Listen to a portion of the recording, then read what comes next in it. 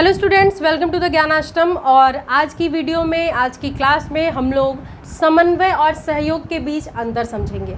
इससे पहले वाली क्लास में हम लोग समन्वय का अर्थ, उसकी विशेषता, उसका महत्व सब कुछ समझ चुके हैं। तो यहाँ पर अंतर समझने में हमें और भी आसानी हो जाएगी। चूँकि सहयोग बहुत ही नॉर्मल सा है और यहाँ अंतर में ही उसका अर्थ क्लियर हो जाएगा, इसलिए अलग से मैंने इसका अर्थ आपको नहीं पढ़ाया है, नहीं समझाया है। लेकिन हम नॉर्मल लैंग्वेज में भी आपको पहले आइडिया जरूर दे देंगे कि क्या समन्वय है और क्या सहयोग है।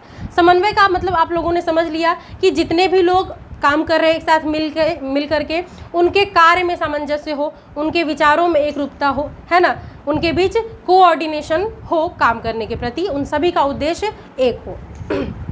सहयोग की बात करें तो सहयोग का मतलब भी यही होता है, एक साथ मिलके काम करना, लेकिन सहयोगिता से काम करना। ठीक है, एक साथ मिलके काम करना लेकिन अपनी इच्छा से, क्योंकि बहुत लोग एक साथ मिलके काम कर रहे हैं तो कभी कभी ऐसा होता है कि दूसरा व्यक्ति जो कार्य कर रहा है उसको किसी प्रकार की सहायता की आवश्यकता पड़ती है। तो वहाँ पर सहयोग में क्या किया जाता है कि इंसान अपनी इच्छा से, जिससे उसका कह सकते हैं पटता है, बहुत अच्छी बॉन्डिंग है, वो वहाँ उसका सहायता करता है, सहयोग करता है। तो यही है यहाँ पर सहयोग। तो आइए यहाँ पर देख लेते हैं, क्योंकि बहुत ही इजी, बहुत ही सिंपल सा टॉपिक है ये, जल्दी से हम इसको बता देते हैं। अर्थ के आधार पर, ठीक है, इधर आधार सारा लिखा हुआ है और इधर समन्वय, इधर सहयोग, इनके बीच हम अंतर बताने जा रहे हैं। ध्यान दीजिएगा आप लोग।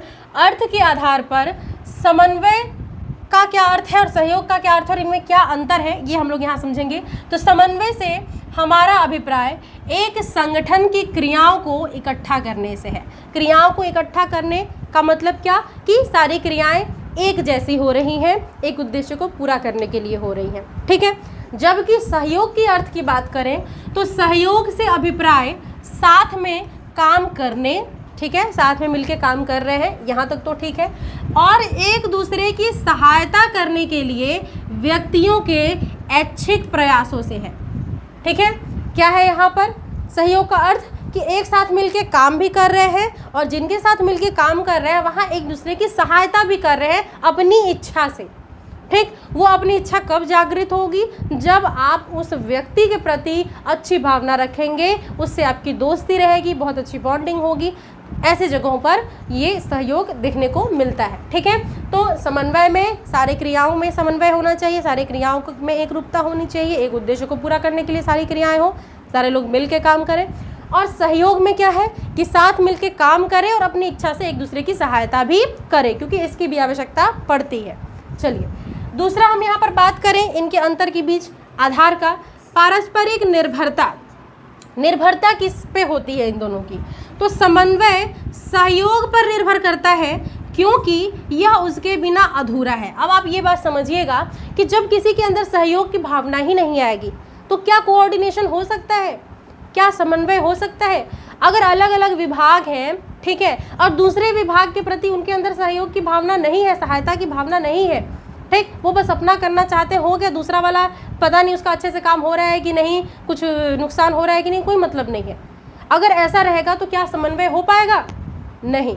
इसीलिए यहाँ पर कहा गया कि जो समन्वय है वो किस पे निर्भर करता है? सहयोग पर निर्भर करता है। जबकि जो सहयोग है, यहाँ पर ध्यान देते हैं, सहयोग भी समन्वय पर निर्भर होता है क्योंकि उसके बिना अर्थहीन है। यहाँ पर इनके अंतर में मतलब एक दूसरे पे ये निर्भर करते हैं, ये आप नॉर्मली समझ जाएंगे तो ये वाला अंतर आसानी से याद हो जाएगा। क्यों? क्योंकि सहयोग अगर कर रहे हैं और फिर भी कोऑर्डिनेशन नहीं हो पा रहा है, ठीक है, ये वाला जो पॉइंट है इसको समझिएगा। सहयोग भी समन्वय पे निर्भर है। क्यों? क्योंकि उसके बिना वो अर्थहीन है। आप में बहुत अच्छी सहयोग की भावना है लेकिन तो भी समन्वय नहीं हो पा रहा है तो अर्थहीन ही है ना। ठीक है, तो सहयोग होना मतलब समन्वय होना, और समन्वय है इसका मतलब कि उसमें सहयोग की भावना सभी के अंदर है। तो यहाँ पर निर्भरता की बात अगर करें तो समन्वय सहयोग पे निर्भर करता है और सहयोग समन्वय पे निर्भर करता है। ठीक है, अगला पॉइंट देखते हैं हम लोग, कार्यक्षेत्र। ठीक है, कार्यक्षेत्र की बात करें तो जो समन्वय है इसका कार्यक्षेत्र बहुत विस्तृत होता है क्योंकि इसमें सहयोग भी शामिल है। या आप ऐसे इसका कार्यक्षेत्र समझें कि बहुत विस्तृत है, बहुत बड़ा व्यवसाय होता है। ठीक है, तो इसका क्षेत्र विस्तृत यहाँ पर इसलिए कहा गया क्योंकि इसमें सहयोग भी शामिल है, सारे लोग सहयोग करेंगे तभी समन्वय होगा। और इसका क्षेत्र इसकी तुलना संकुचित है, यहाँ पर कहा गया है, ठीक, क्योंकि ये समन्वय से छोटा होता है। समन्वय मतलब बहुत, आप शब्द से समझ रहे होंगे कि समन्वय यानी सारे लोगों में एकरूपता होनी चाहिए, सब एक उद्देश्य के लिए कार्य कर रहे हों, लेकिन सहयोग में नॉर्मल सी बात कह दी गई कि एक दूसरे के प्रति सहयोग की भावना हो। तो यहाँ पर इसकी तुलना जो सहयोग का क्षेत्र है वो थोड़ा संकुचित होता है, थोड़ा कम होता है। फिर प्रकृति की बात करें, प्रकृति की बात यहाँ करें तो समन्वय प्रबंधक का सचेत और सावधानी पूर्वक किया गया कार्य है ना। जो प्रकृति की बात करें, ध्यान दीजिएगा, तो समन्वय में यहाँ पर आपने पिछले वाले वीडियो में जब हम आपको समन्वय का अर्थ समझा रहे थे, उसकी विशेषता समझा रहे थे, तो वहाँ पर एक पॉइंट था कि समन्वय जो है वो प्रबंधकों का उत्तरदायित्व है, उनकी जिम्मेदारी है, ठीक है। वही बात यहाँ पर आप इससे रिलेट करके समझिएगा, क्यों उनकी जिम्मेदारी होती है, क्योंकि अगर वो कोऑर्डिनेशन नहीं बना पाएंगे अपने प्रबंध के अंतर्गत तो वहाँ पर काम सही से चलेगा ही नहीं, ठीक है, आपस में लड़ाइयाँ ही होने लगेंगी, ठीक। तो इसीलिए प्रबंधक क्या करता है, बहुत ही सचेत होकर के यानी पूरे ध्यान से देखता है, उसके नज़र में मतलब समन्वय मतलब बहुत बड़ा चीज़ भाई, ठीक है, उसको उस पर पूरा फोकस करना है कि हमारे यहाँ जितने भी लोग काम कर रहे हैं वो पूरे कोऑर्डिनेशन के साथ काम कर रहे हैं कि नहीं। इसलिए वो बहुत सचेत होकर पूरे ध्यान से और पूरे सावधानी से इस काम को करता है, किसको, समन्वय को, कि सारे लोग एक दूसरे के साथ मिल करके काम करें, सबका आपस में जो व्यवहार है वो अच्छा बना रहे, किसी का किसी से मतभेद न हो। जबकि सहयोग की बात करें तो ये तो कर्मचारियों की ऐच्छिक प्रयास है, उनकी इच्छा पे डिपेंड करता है, जिससे पटेगा उसकी मदद करेंगे, जिससे नहीं पटेगा उसको छोड़ देंगे, है ना। तो इसीलिए कर्मचारियों का ऐच्छिक प्रयास है सहयोग, जबकि समन्वय बिल्कुल ध्यानपूर्वक प्रबंधक करता है, क्योंकि प्रबंधक के लिए समन्वय करना उसका जिम्मेदारी होता है, उसकी उत्तरदायित्व होती है, ठीक। अब हम लोग आगे बढ़ते हैं। अगला यहाँ पर है संबंध की बात की जा रही है, तो संबंध के आधार पर इनके बीच क्या अंतर है, समन्वय को औपचारिक, अब यहाँ समझिएगा औपचारिक और यहाँ अनौपचारिक दो वर्ड यहाँ पर है, और ब्रैकेट में मैंने इसके बारे में आपको यहाँ पर एक्सप्लेन किया है थोड़ा सा। तो समझते हैं औपचारिक मतलब क्या, तो उद्देश्य की प्राप्ति हेतु नियमों एवं सिद्धांतों में बंधकर, ये है हमारा औपचारिक। और अनौपचारिक क्या, नियमों एवं सिद्धांतों से बाधित ना होकर। तो यहाँ पर आप जब औपचारिक शब्द सुनते हैं तो आपके दिमाग में यही आता है, यहाँ तक कि जब आप औपचारिक पत्र भी बचपन में लिखते थे या पढ़ते तो उसके लिए बहुत सारे नियम थे और बहुत ध्यान से उसमें एक एक शब्द जो है कि समझ करके सोच करके लिखना होता था। वहीं जब अनौपचारिक शब्द लिखते थे जिसमें कि अपने किसी दोस्त मित्र इन सबको पत्र लिखा जाता है, तो वहाँ पर ठीक है उसका भी फॉर्मेट था, लेकिन वहाँ आपको जो मन चाहे आप लिख सकते हैं, जो आपको बताना है, ठीक है, जिसको भी आप भेज रहे हैं वो पत्र। तो वही बात यहाँ पर भी है कि औपचारिक मतलब कि ऐसा काम के लिए समन्वय करना है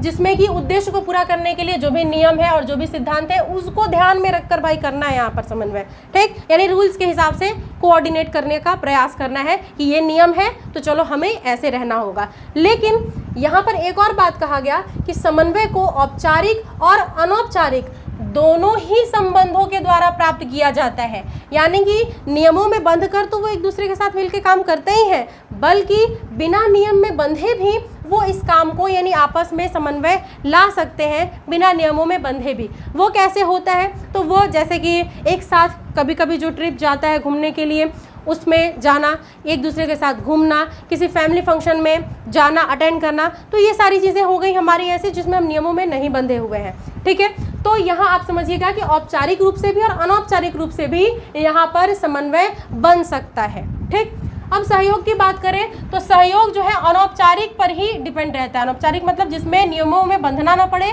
बस हमारा बॉन्डिंग अच्छा है, हमारा उनसे जो है कि व्यवहार अच्छा बन रहा है, तो मतलब कि वहाँ पर सहयोग की भावना आ रही है। तो ये डायरेक्टली औपचारिक संबंधों से बनता है, ठीक है, मतलब अनौपचारिक संबंधों से बनता है सहयोग हमारा, और जो समन्वय है वो औपचारिक से भी हो सकता है और अनौपचारिक से भी हो सकता है, ठीक है। तो उम्मीद है आपको अंतर समझ में आया होगा। अब हम लोग आगे बात करते हैं प्रभावपूर्णता की। किसकी बात करते हैं, प्रभावपूर्णता की, क्योंकि अब अगला जो हमको अंतर समझना है वो है प्रभावपूर्णता और कुशलता के बीच अंतर। तो प्रभावपूर्णता को पहले समझ लेते हैं। प्रभावपूर्णता से हमारा अभिप्राय काम को सही समय पर एवं सही तरीके से पूरा करने से है, चाहे उसको करने में कितनी ही लागत क्यों ना आए, ठीक। प्रभावपूर्णता मतलब इफ़ेक्टिव, ठीक, किसी काम को इफ़ेक्टिव करना मतलब कि आप बस उससे अच्छा प्रदर्शन करना चाहते हैं, उसको बहुत अच्छा बनाना चाहते हैं, भले ही थोड़ा सा कॉस्ट ज़्यादा ही क्यों ना लग जाए। ये होता है हमारा प्रभावपूर्णता का अर्थ, और बहुत ही सिंपल सा है ये, तो इसको बहुत ज़्यादा हम एक्सप्लेन भी नहीं कर रहे हैं, आसानी से कोई भी समझ सकता है कि इफेक्टिव बनाना मतलब कि इंसान उसमें क्या करता है, जितना भी उसके पास बुद्धि है झोंक देता है, जितना उसके पास संसाधन है यूज़ कर लेता है, ठीक है। यानी वो ज़्यादा से ज़्यादा संसाधन यूज़ करके बस उस काम को अच्छा करना चाहता है कि ये प्रभावपूर्ण हो।